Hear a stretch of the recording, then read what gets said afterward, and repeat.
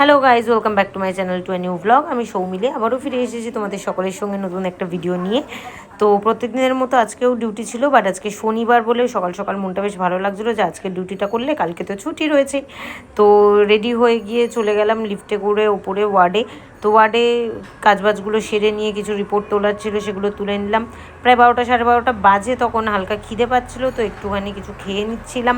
দেন প্রায় আজকে 4টের সময় লাঞ্চ করেছি। তো মা দিয়েছিলো আজকে চাউমিন, তো সেটাকে হালকা করে গরম করে নিলাম, করে খাওয়া দাওয়া হয়ে গেল। তো কাজবাজ যা ছিল সেগুলোকে সেরে নিয়ে বেরিয়ে পড়লাম। তো সবাই এখানে যাচ্ছিলাম, শুভজিৎ, শ্বেতা, চুমকিদি, শুভ সবাই ছিল।